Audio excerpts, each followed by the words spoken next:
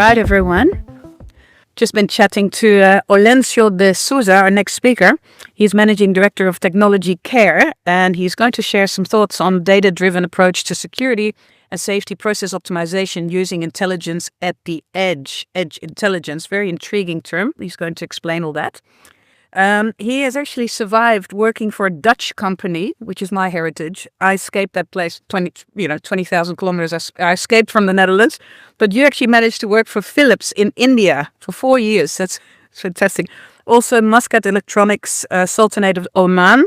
Very interesting places. I'm sure you can share some thoughts on lessons learned there.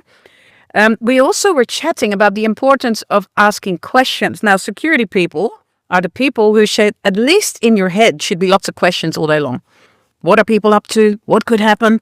So we want those questions on the floor. We want them asked at the end of all these presentations. And don't be scared if you think I just spoke to someone saying, I didn't ask because I thought it was a stupid question. The stupid questions are what's in most people's heads, I think. Yeah, sometimes, and we don't get them out. And they're the most important ones to answer. So nothing here is stupid. We're a collective of friends. And if something's unclear or you have a question for someone, please get it out. So please prepare those for the end of Olencio's session as well. Give it up for Olencio. Enjoy the next session. Thank you. Hi, welcome, ladies and gentlemen. What's been happening in the industry is that there are this light is a bit very specific silos in operation, and we find it very difficult to make data work for the industry. And we're looking at ways to improve the ability to share and get data from devices, and then, like everything is that's happening, and analyze it and get better situation awareness. So just go to the clicker here. This is a rather long title, but some of the key takeaways are that we're working in a real-time domain. I don't know if you recognize what a real-time domain has to do, but we'll talk about it. And I've identified health, safety, security, fire, and traffic. And I'll explain each of these with an example. Now,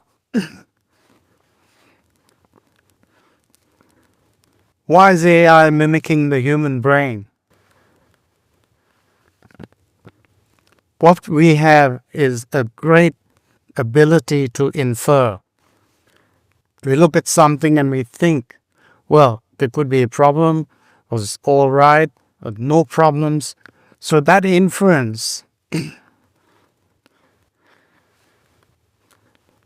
if you look at it and you think, I've understood there's a problem here, that's situation awareness. And then if you've seen that problem before, it becomes an instinct. That means you automatically respond to that problem. So, and as you can see from the picture, the person has initially, not knowing, has created a low power thing so that somebody doesn't attack him. And then in the other case, the person is ready, and just like the guy who picked that ball up from midair with the right hand holding his beer last week or week before last. That was pure instinct. So we have these three stages that we must exploit. So as I said, we are doing real-time domain work, and we're looking for actionable intelligence. That means analysis based on data. As the data is collected from each of these areas or sensors in these areas, that data can be analyzed, providing us much better information on what's occurring. Now, the industry is not used to it. They want to keep their silos all active, but that has to end at some point. So this is the beginning. I'm just starting up. You can see all data are generally sent across networks, and they're projected in the first left most graph. They've projected that the exponential rise in data will cause problems with networks and the real-time nature of data reaching the right spot for a response. And NIST has done a study on different kinds of data and said, clearly identified and analyzed. So you've got clearly identified reliability, latency, efficiency, and stability statistics of this path for information to reach us.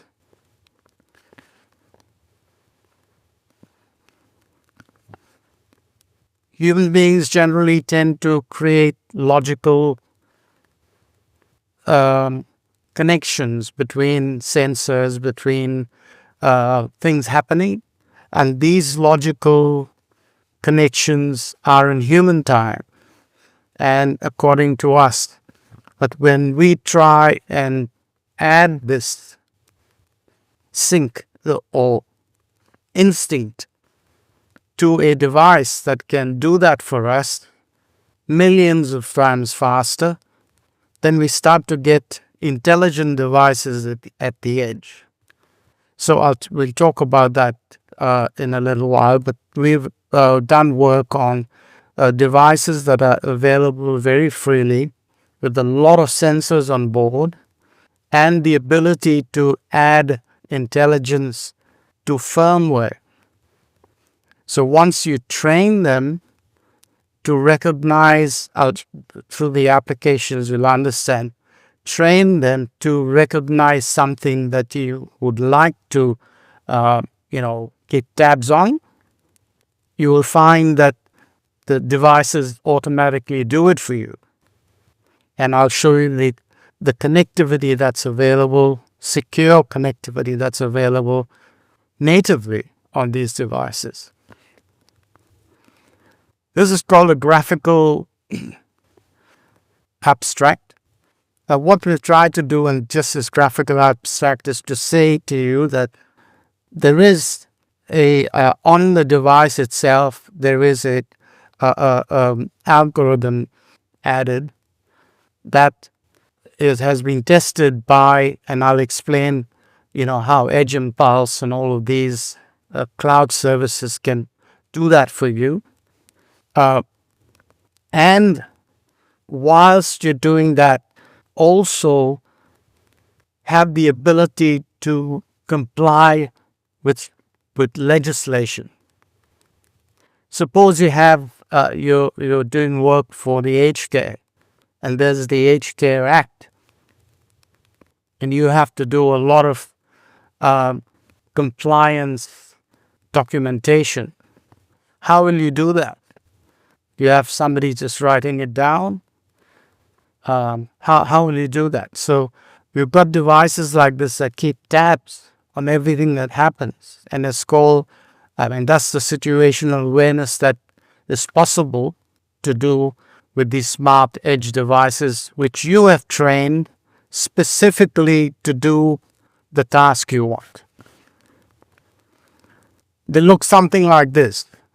Okay, so in that the first spot, there is a device that's working on a coin cell, and then another one that works off anything like a backup battery.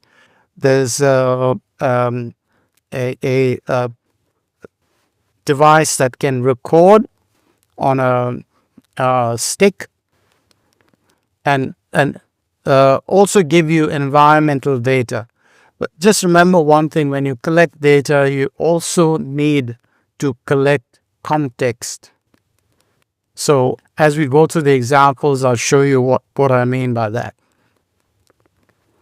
So in this case, we've got the device, We take that device to the site, do exactly what we want it to recognize, and we take that device after it has been trained with the data, and from then on, that device will behave like we want it to behave.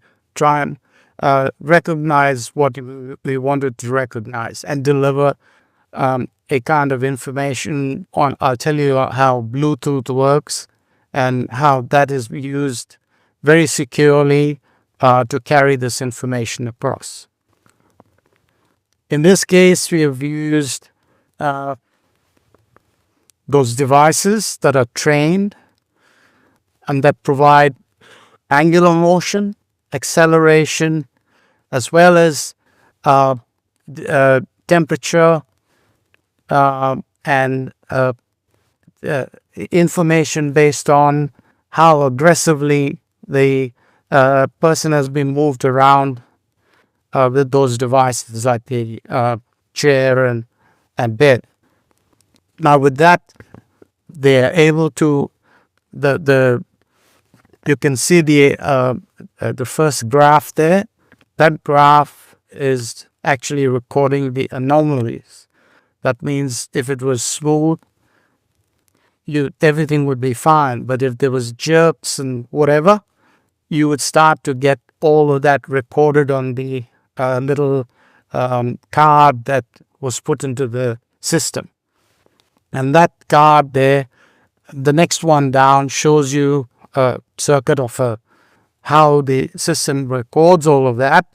And the bottommost calculation is a calculation on the aggressiveness of the person using that chair or the whatever bed or anything, and then we can tell if the person has been ill-treated as well. So all of these things are possible with these smart devices, as long as you have you know how to train them. In this instance, we are now connecting up a whole aged care environment, and over Bluetooth. Each of these devices communicate over Bluetooth, and Bluetooth is a very secure, and each of the devices gets a 128-bit tag. So all medical devices these days have to comply with that. So you find the capability is such that information from anything that you need to understand the situation or the way it's been handled is able to be collected, and you can see a dashboard down on the bottom right that gives the operators a good feeling, visual feeling of what's actually happening in that environment. And that's because the devices have been trained to provide the right kind of information to you. This is where we show you how the legislation, it's a workflow, and that workflow is being deemed the right way to operate, and that right way to operate will have sensors collecting information from the sensors, being checked against this operating procedure, and delivering, say, a status that this system does deliver, or there are no anomalies to the operational method. In this case, we have collected data from the area, from that place, and we're showing it as a single 3D graph, because 3D is one possibility of you getting a complete visual picture in one shot instead of looking at things running across screens.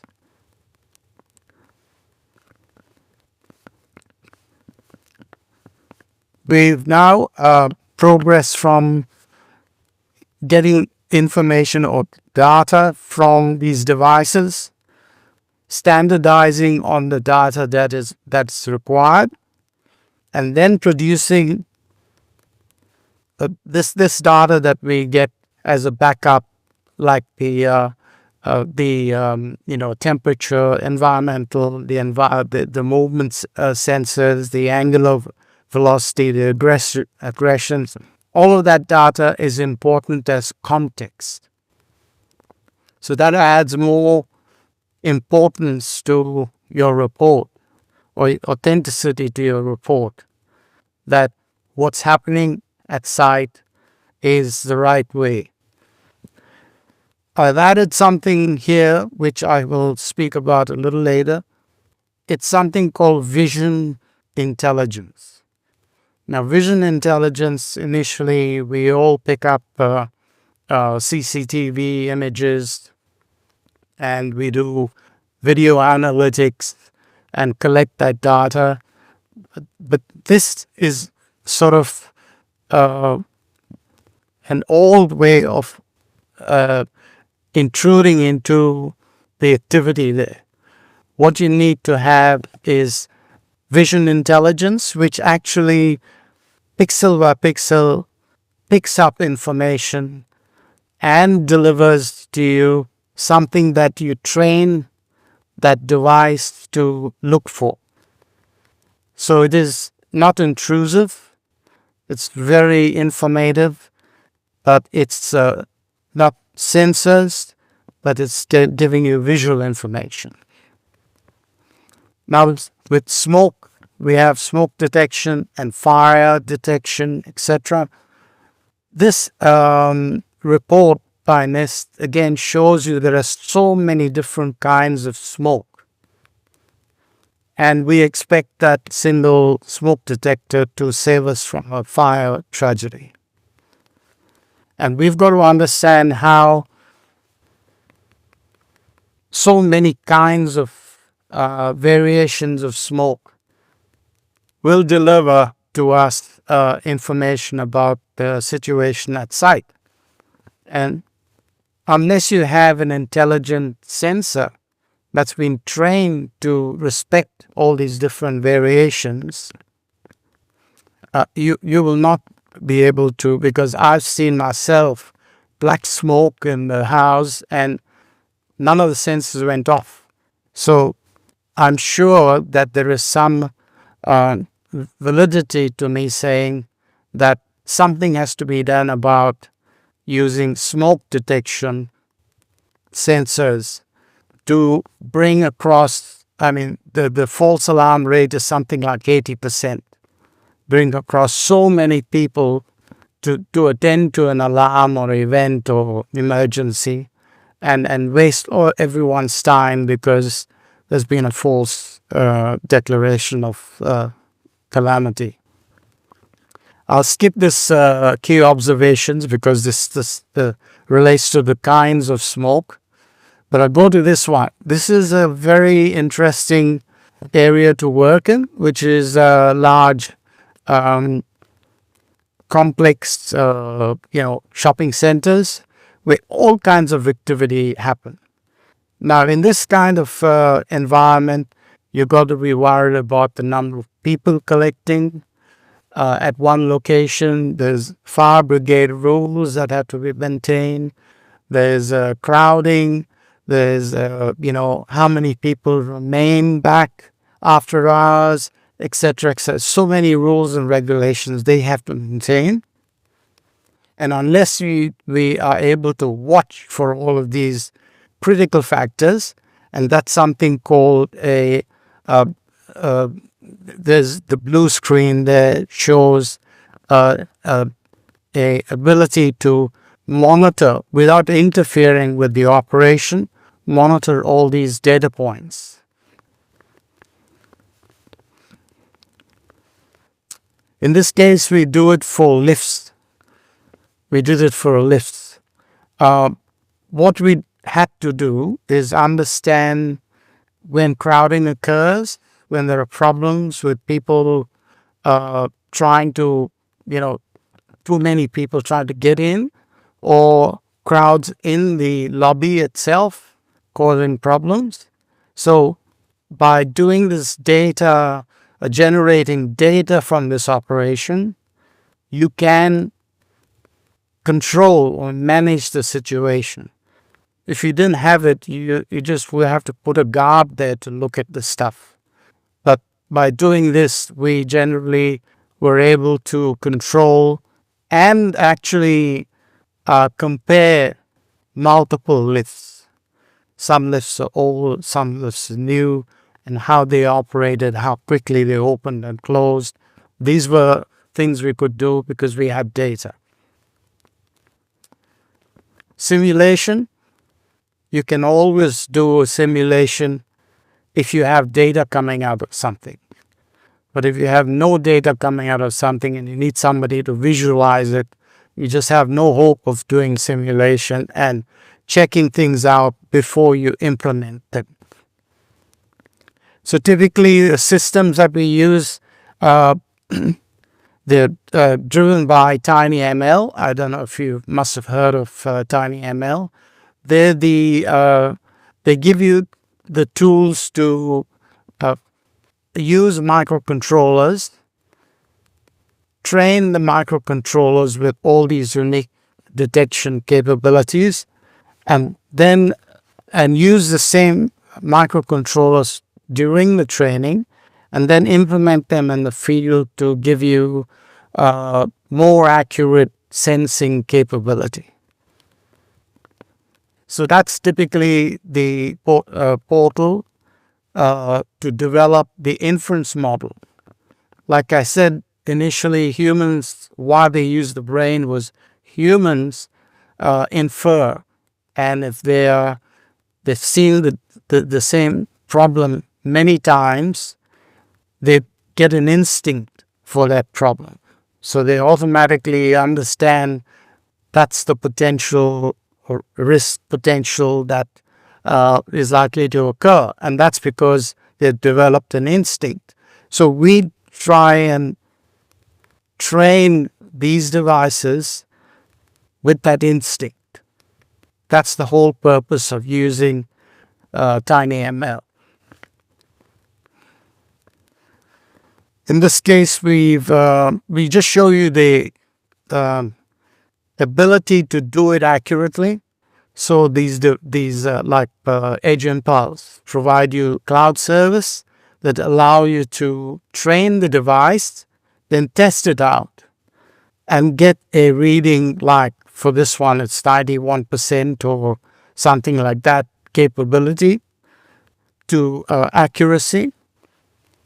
And you can safely put that into your environment to give you that feedback and detect stuff that is not supposed to be there. Vision intelligence, again, is an emerging, it's not emerging, it's emerged 10 years ago, but it has not become popular because it's not a cheap camera. So, but otherwise, these cameras are very unique. They do pixel by pixel sensing, and they generate knowledge or data that is very, very accurate. And those, I can explain what those little square boxes are. That's a nighttime shot. On the left, the two on the left show you a typical normal camera, and the two on the right show you what this neuromorphic sensing camera does. So you can see it's night and day. You can see everything in the neuromorphic cameras will deliver a lot more information as data for you to be able to sense a tremendous amount. Now, in the next one, I've actually shown you that the same neuromorphic camera would be able to sense or capture the trajectory of a bullet. And the one on top shows you that I can change the data rate from the full 3.4 gigs for real time right down to 20 kilobits in case you're running out of bandwidth. So all of this functionality is terribly important for you to have a data-driven environment. This is typically what has been achieved using the technology to manage, say, this is pre and post-COVID traffic on campus. So we have, continuously measured and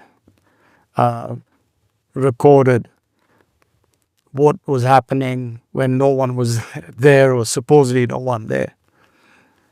In the aged care scenario, we found there's a lot of data coming out of there with these sensors, and a lot of we call it context coming out or being collected.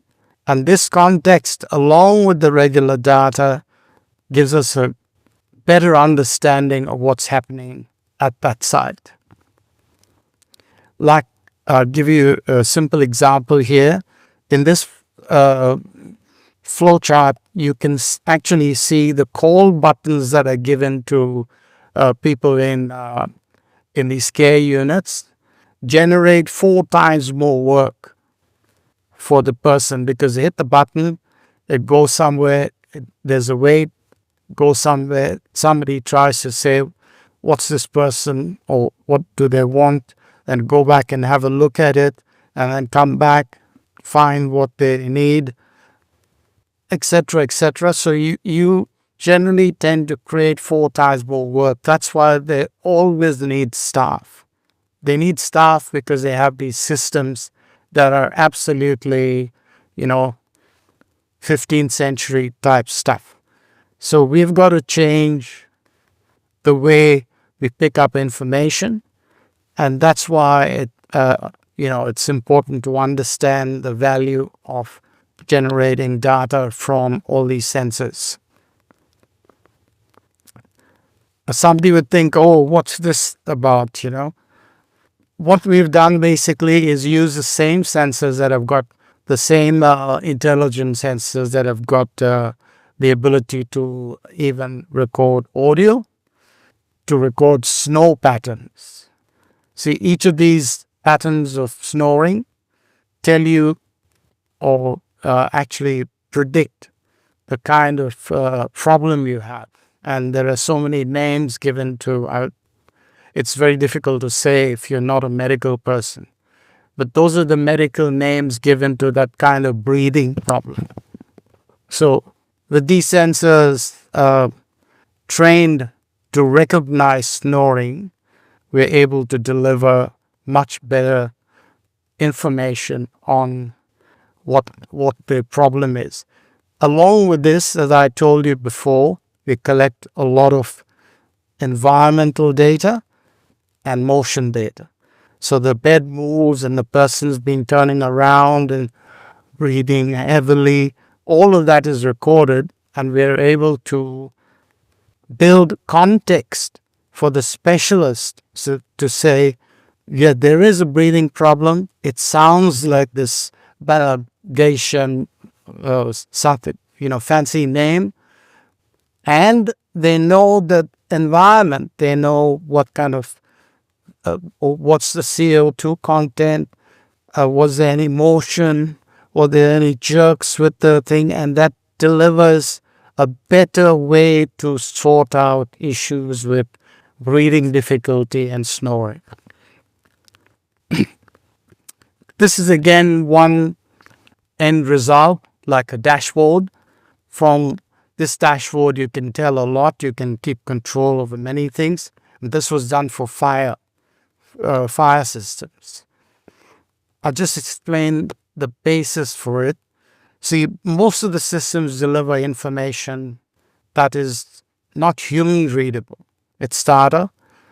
We have to convert it. That's the semantic process is what converts this machine instruction into actionable intelligence. So I just brought it up there just to tell you there are ways when we go